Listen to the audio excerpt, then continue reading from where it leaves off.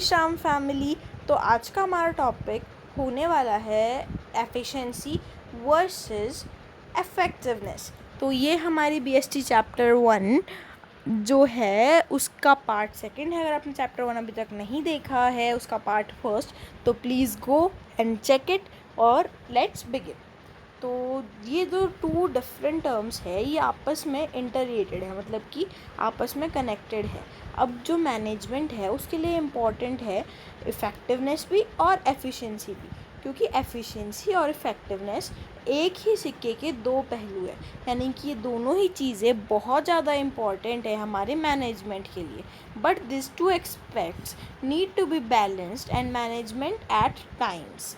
यानी कि इन दोनों चीज़ों को हमें एक साथ ही मैनेज करना पड़ता है और इसके साथ साथ ही बैलेंस भी करना पड़ता है।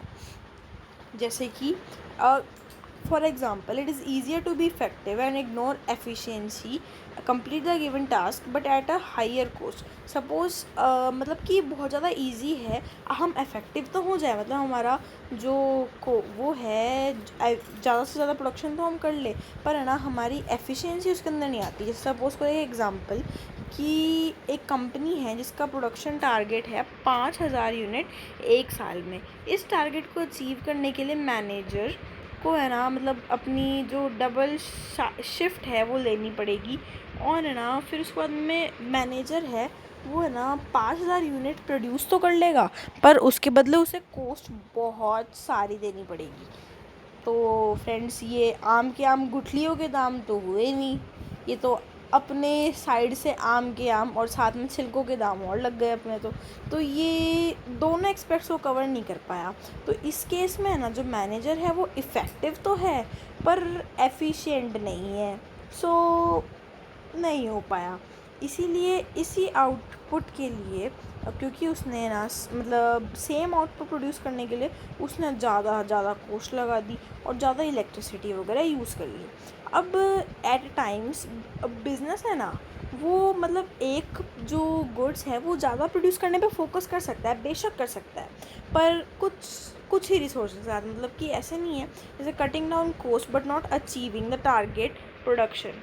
Consequently, the goods do not reach the market and hence a demand for them declines and competitors enter the market. This is a case of being efficient but not effective since the goods did not reach the market. यानी कि जो हम लोगों ने production तो बहुत सारा कर लिया, बल्क में प्रोडक्शन कर लिया, हमारे लेबर्स ने हमने बहुत कुछ लगा दिया, पर हम एफिशिएंट तो थे पर इफ़ेक्टिव नहीं थे। इस वजह से हमने प्रोडक्शन कर लिया पर वो हमारा फैक्ट्री में बिल्कुल माल पड़ा है, हमारे वेयर हाउस में माल पड़ा है, क्योंकि वो हमारा जो माल है वो अभी तक मार्केट ही नहीं पहुंच पाया, और जो हमारे दूसरे कंपटीटर्स हैं वो हमसे आगे भी निकल गए और उन्होंने अपना माल बेच भी दिया।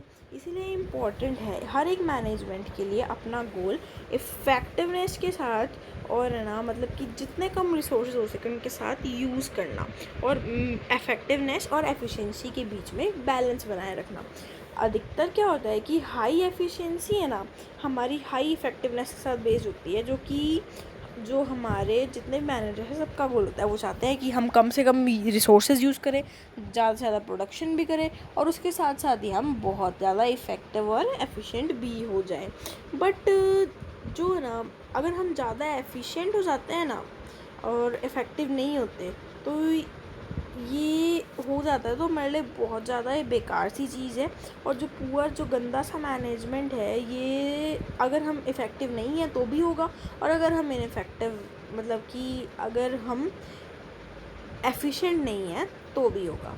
अब फैमिली, तो आज का वीडियो बस यहीं तक। Let's proceed towards our next video, यानी कि आप पार्ट 3 में आइएगा, उसमें हम कवर अप करेंगे हमारा कैरेक्टरिस्टिक्स ऑफ मैनेजमेंट। तब तक के लिए जय श्री श्याम, बाय बाय।